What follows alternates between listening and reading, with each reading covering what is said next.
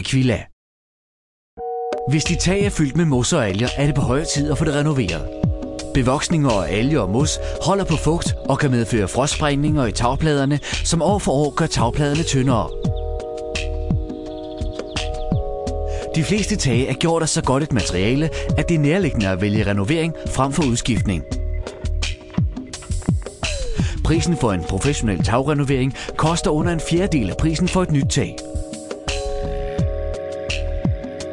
Rensningen foretages effektivt med modificeret højtryksspuling på op til 250 bar i et afskærmet spulehoved med bevægelige dyser.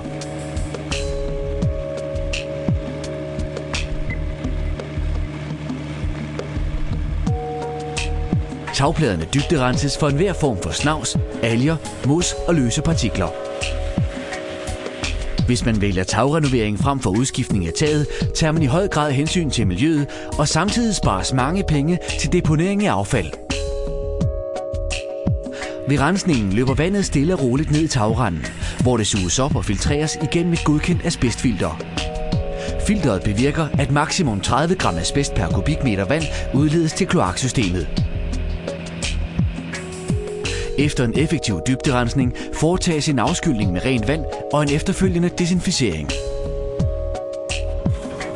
Herefter grundes med en specialgrunder, en vandbaseret mikrodisperser, der danner den rigtige bund for den efterfølgende maling.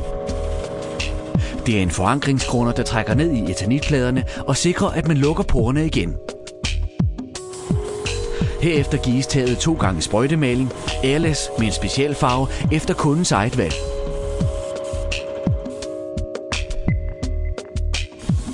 Der påføres minimum 150 my i tør tilstand, hvilket sikrer en særdeles god holdbarhed.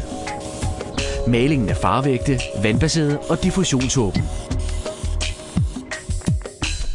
Erfaringen viser, at den topprofessionelle behandling forlænger tagets levetid med 15-20 år.